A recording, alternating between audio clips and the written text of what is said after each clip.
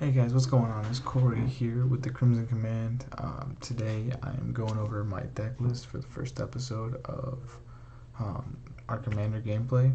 I just want to give a quick shout out to the Wizards Duel here in Brockton, Massachusetts. We love those guys. We like going there to do draft nights and playing Commander League. They have the best deals on sealed product for Magic the Gathering, Pokemon TCG, Yu-Gi-Oh! Dragon Ball, and Card Fight Vanguard. Um, with that being said, let's jump into it. Alright, so first things first, obviously it's my Queen Marchesa deck. Gotta have Queen Marchesa in the command zone. She just enables me to play whatever I want in this deck. Doesn't need a lot of build around. It's just essentially Mardu good stuff in this deck. Just really quickly going over her abilities if you haven't been able to see it on the screen yet. She has Death Touch and Haste. She costs 1 in a Mardu. She's a human assassin and the human typing is relevant in this deck. And then when she enters the battlefield, you become the Monarch, and if you're not the Monarch, on upkeep you'll make a 1/1 Death Touch assassin token with haste. And obviously Monarch is if you're the Monarch on your end step, you will draw a card. And then to get the Monarchy, you have to hit the player who has the Monarchy and deal combat damage, and then you become the Monarch. Alright, with that being said, let's move into the creatures here. Starting off with Adeline, the Splendid Cathar. She's from the Midnight Hunt set we just had at the end of last year. She's got Vigilance. Her power is equal to the number of creatures you control. And then whenever a creature whenever you attack, for each opponent that you're attacking, you get a 1/1 human. So say you're attacking 2 players, you'll make 2 1/1 human tokens, and that's relevant. And you'll also trigger that ability if you're attacking a planeswalker that a player controls. Alright, moving on, we have Adrena, Captain of the Guard. She has melee. Whenever a creature attacks, it gets +1/+1 till end of turn for each opponent you attacked with a creature this combat, and then other creatures have melee. So it kind of stacks when so you basically when you have Adrena out, you want to be attacking multiple opponents though. The abilities trigger stack, and your creatures get really big. Next up is Alicia. She kind of recurs a lot of our creatures, some of our tutors and other things like that. When she attacks, she has first strike. She's a 3/2, so that can be relevant at times. But when she attacks, you can play a hybrid Orzhov. And when you do, you get to return a creature from your graveyard with power 2 or less of the battlefield tapped and attacking. And so when we get down to it, we have Imperial Recruiter, so we can just kind of keep looping Imperial Recruiter once a turn, unless we have an extra combat, then we can do it again. There's ways to just sack it off in this deck, so it is relevant, and then you just get what you need out of the deck. Next up is Brutal Cathar. It exiles a creature upon entry, and then when it transforms back into Brutal Cathar from the day-night cycle, and it will exile your opponent's creature until it leaves the battlefield. And then it flips into the Moonrage Brute, which is first strike and ward, paid 3 life, which is really nothing in Commander, but sometimes you just need that extra removal spell and you don't want to take out a creature for it. Alright, next up, Captivating Crew. You pay 8, you take 1 creature till end of turn. It's not the best, but sometimes it's good enough to end games. Like some players in our play group have Coma in it, and so stealing Coma can be relevant. So they can't block you with it. Yes, they would still have their Coma coils, but it would be much harder for them to do things without Coma. And then we have Cavalry Pegasus. I have a lot of humans in the deck, and so having Cavalry Pegasus is relevant because it just gives them evasion. Obviously flying is relevant, because if you don't have reach or flying, you can't block it. Next up is Disciple of Bolus. When it enters the battlefield, you can sacrifice a creature and then draw cards equal to the power of the sacrificed creature. It's kind of expensive for card draw. It's 3 and a black. I mean, it gets the job done sometimes, but it's not my go-to draw spell in the deck. Next up is Dragon Master Outcast. This can close games out really quick, but you have to be able to ramp out for it.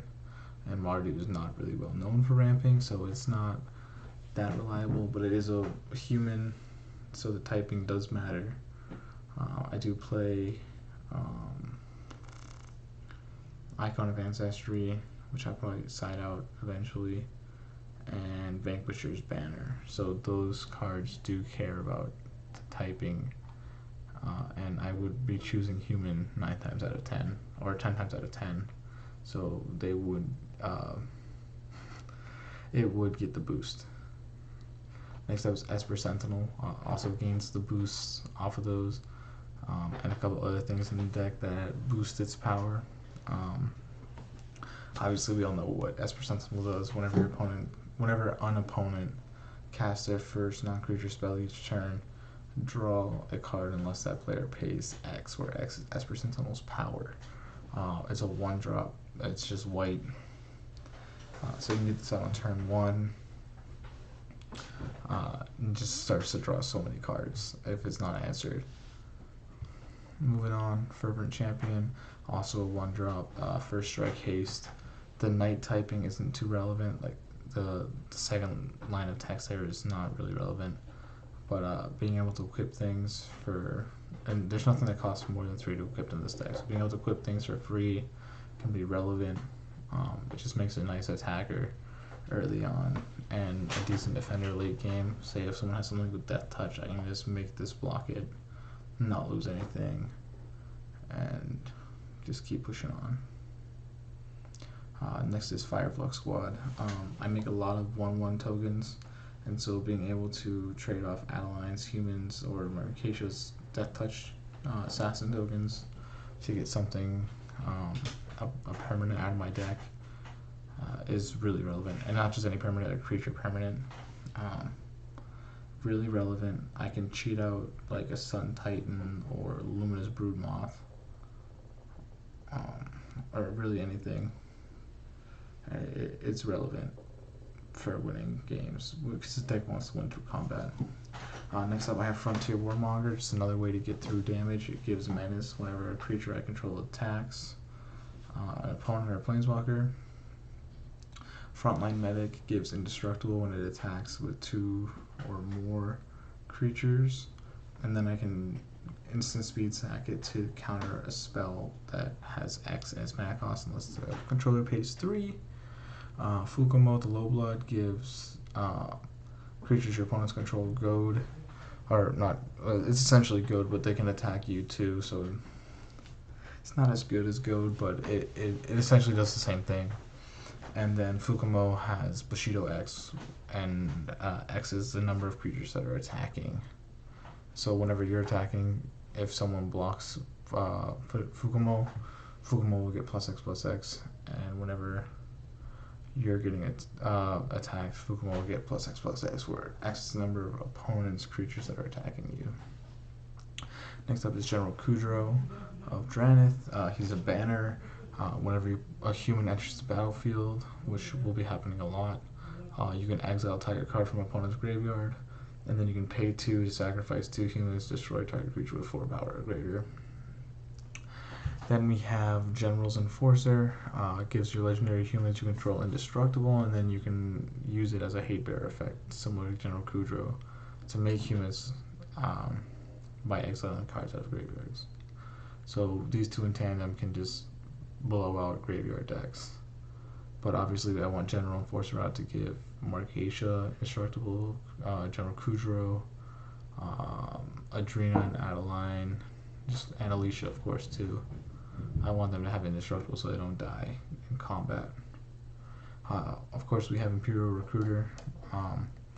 When he enters the battlefield, you get to search your library for creature card with power 2 or less, reveal it, and put it into your hand, and then shuffle.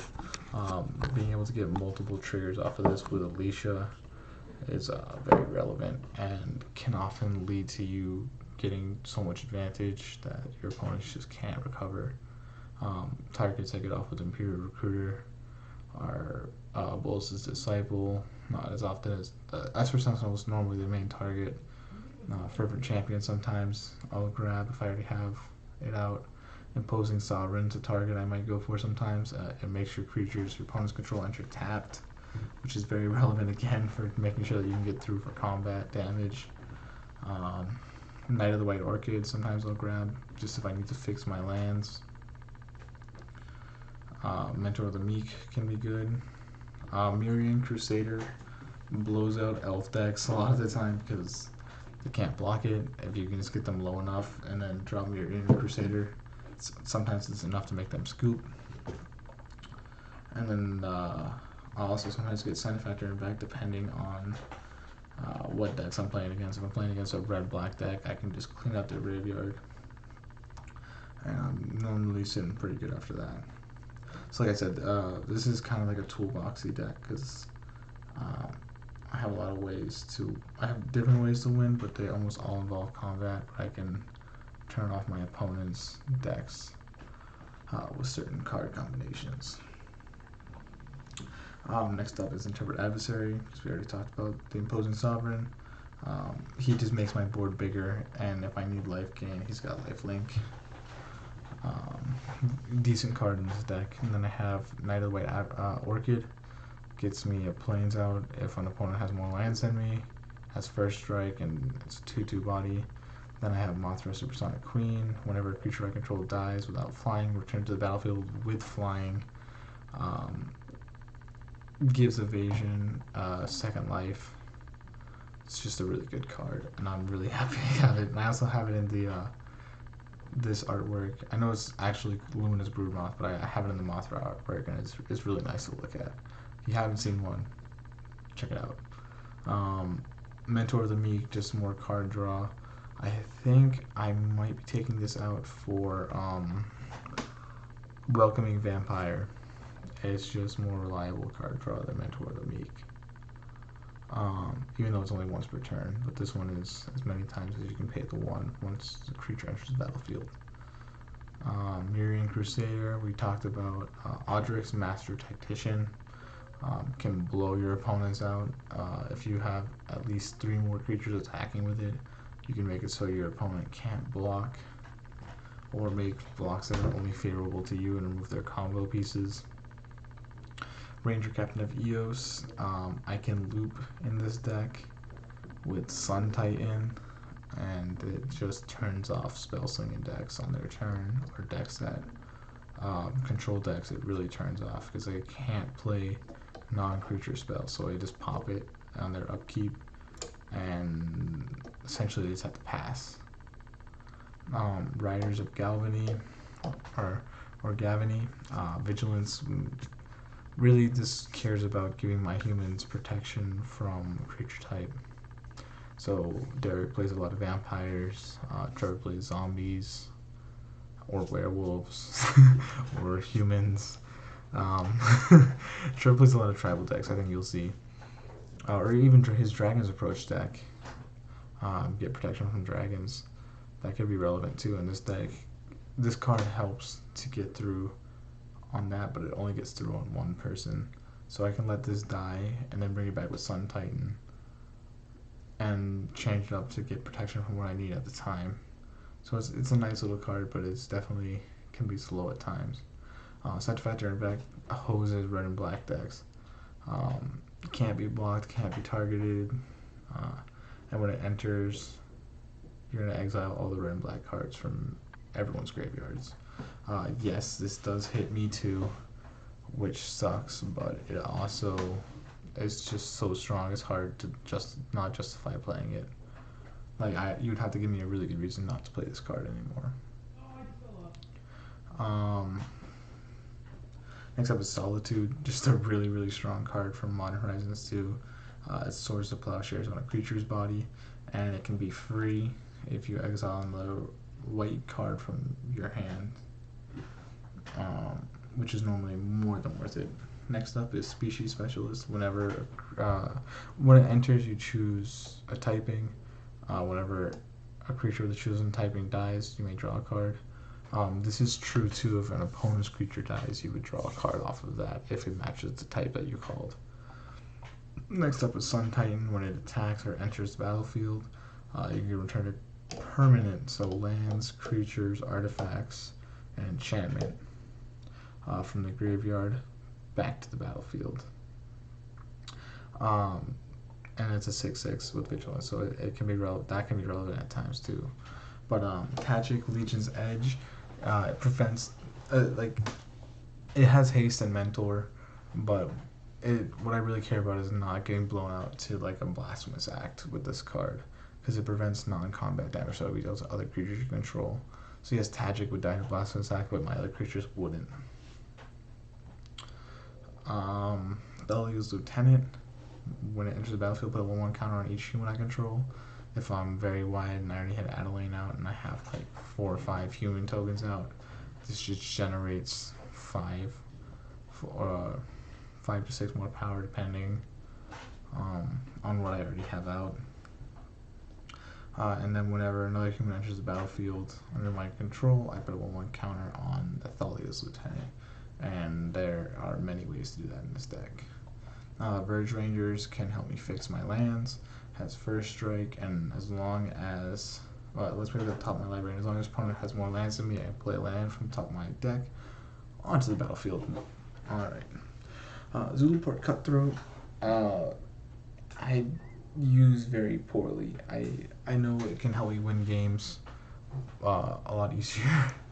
But I normally don't win through this. I don't have many sack outlets. I might only have one, and it's not really a true sack outlet either. But whenever Zulaport Cutthroat or another creature I control dies, each opponent loses 1 life and I gain a life. Then I have, in my land slots, Arid Mesa, Battlefield Forge, Bazooka Bog, which can be relevant against. We have a lot of graveyard decks in our play group, so this is very relevant against them. It's essentially a spell at that point. Castle Embereth can matter at times, given that +1/+0. Cave of Clothis just fixes. Rooftop Retreat fixes. Command Tower, best land in the deck probably. The fetches give him a run for his money, but Exotic Orchard. It makes whatever mana my opponents have, and most of the time they're going to have at least one of my colors I need. Fabled Passage is just another fetch, but I can only get basics. Godless Shrine is a shock that has the important text on it, Plains and Swamp. I have mountains, 3 mountains in the deck. I have 1 Myriad Landscape, which I want to find a replacement for. If you have any suggestions, please leave them below. Nomad Outpost, Path of Ancestry. I play 6 plains in the deck. You can see what my curve is over here, off on the right. That was just highlighting. And so obviously I need more plains than I do mountains and swamps. And then I have a Rugged Prairie for more fixing, a Savati Triome. If I don't need a late game, I can cycle it to draw a card, which can't be interacted with, which is crazy. Or I can just have it enter and fix. Or I can get it off of a fetch land because it has mountain, plains, and swamp on it, so it does fix me as well. A Shadow Blood Ridge, a Smoldering Marsh, which again has those important typings on it, swamp and mountain. I have 3 swamps in the deck, a Temple of Silence, a Temple of Triumph, a Temple of the False God, Unclaimed Territory, and a Windbreast Heights. Moving on to the instance, I have an Akroma's Will, which is 100% a win con. If anyone ever tells you this card doesn't win games, they are lying to you. I have won so many games now with this card. I'll just go Trevor response no, Tyler response no, Derek response no, Nick response no. Alright. Hit you guys for 60, 70 damage. Alright, you guys are dead. Next game, let's go. Any if they don't die, I gain so much life because I almost never cast as well, Marchesa being out. I'm always going to get both modes that way. And then it really just is a blowout. It's not even fair. Boros Charm. I've never used it to kill a player because it can deal 4 damage to target player or planeswalker. I normally use it to give indestructible to my permanents or double strike till end of turn to a target creature. Call the Coppercoats is really good in this deck because it has Strive, So I can choose more than one target for it if I want to, and make X 1/1 white human soldier creature tokens, where X is the number of creatures that those opponents control. Chaos Warp is just really good removal. Dire Tactics. Alright, let me go back to Chaos Warp. Chaos Warp is good removal because a lot of decks have ways to recur things from the graveyard, and so this putting it back into their deck makes it much harder for them to access.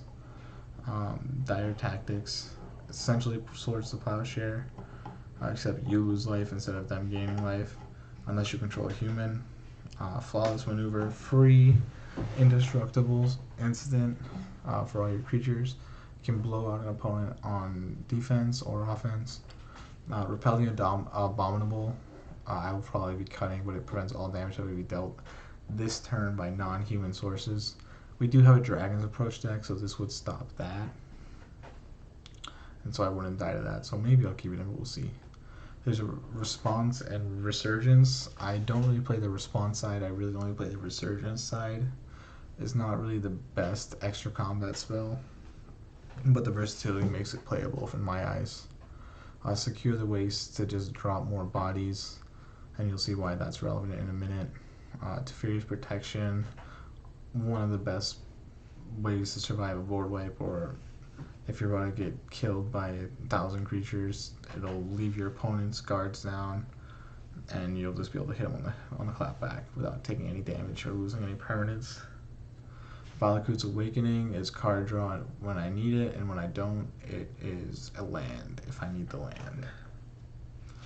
Alright, let's go over sorceries and then go back to artifacts, because I miss sorceries. We have Ambition's Cost. I really need better card draw in this deck, because it's not really that great of a card draw spell. You paid for, draw 3, lose 3.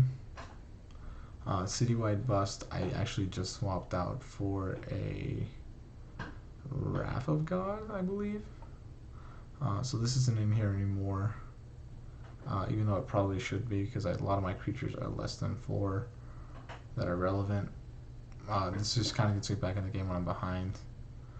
Cleansing Nova, as versatile, destroys all creatures or destroys all artifacts and enchantments. I'm probably going to put Austere Command in for this. Dam is another board wipe or targeted removal, so it's versatile in that way. Increasing Devotion is decent, but it's not great.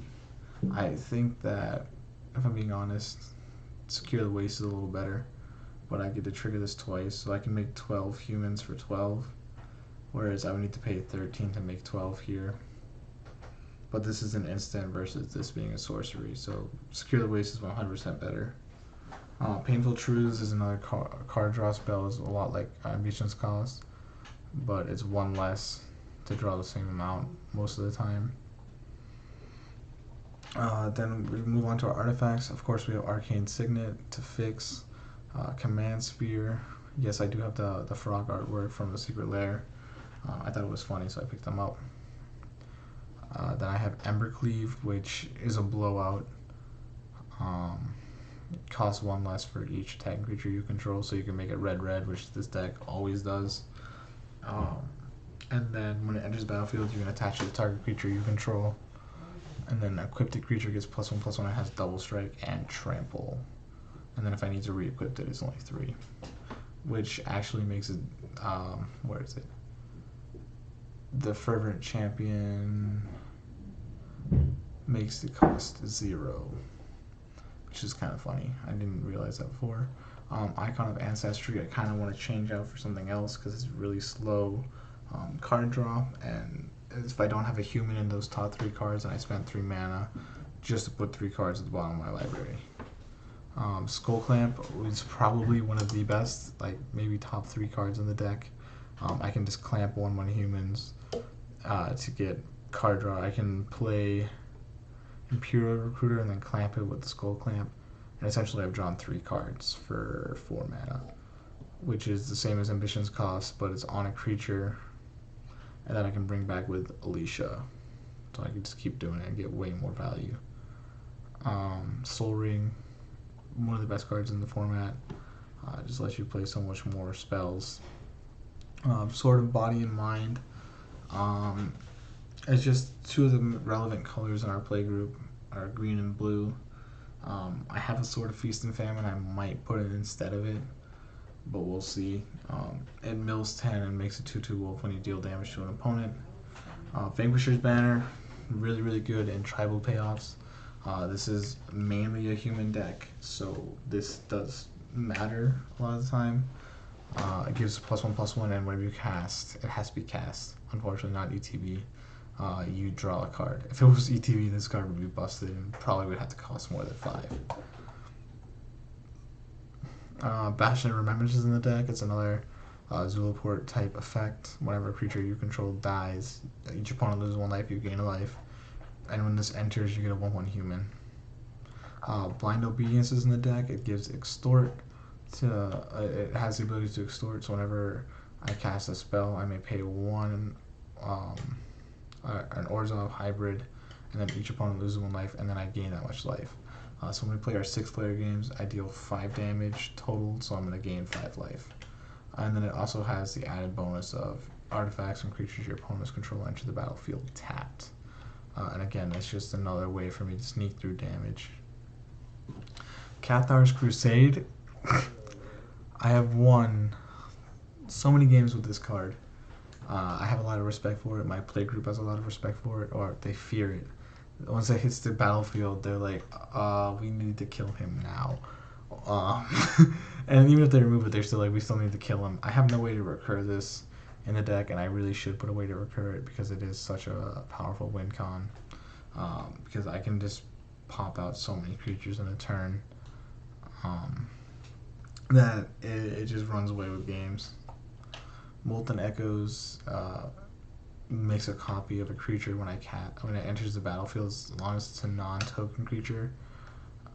So I could get 2 Imperial Recruiters or 2 Ranger Captain of Eos and trigger their search abilities twice, which is crazy. And then those token copies have haste, but they get exiled at the beginning of the next end step. So if I was to flash in Solitude, I could get 2 Solitude triggers, but the coffee would get sacrificed at the end of turn. Sanctuary Lockdown is in the deck. I can pay 2 and tap 2 humans to tap a target creature my opponent controls. So say I have a bunch of 1/1s lying around, I can tap them to tap down someone's threat so I can get through or survive a turn. And then it gives +1/+1 to humans I control. And then I have Shared Animosity, which is just another way to end the game. I won on like turn 4 the other day. I dropped. I ramped into. What was it? I ramped into Increasing Devotion on turn 3. And then I did. Oh no, I won on turn 5. I played turn 3 Cathar's Crusade, which was crazy. I did a turn 4 Increasing Devotion, and then I did a Shared Animosity and a Esper Sentinel, and the game was over. But yeah, that's what's in the deck. I don't know why it says Swords to Plowshares in the deck, because I'm pretty sure I have one in here for something else that's up here. I think I took out Repel the Abominable for the Swords to Plowshares, so that's what it is. Yeah, and so that's the deck. Here is the spread. I have 34 lands, 11 instants, 6 sorceries, 6 enchantments, 8 artifacts, and 35 creatures. That's my curve. I think it's an average curve of like a 3.14.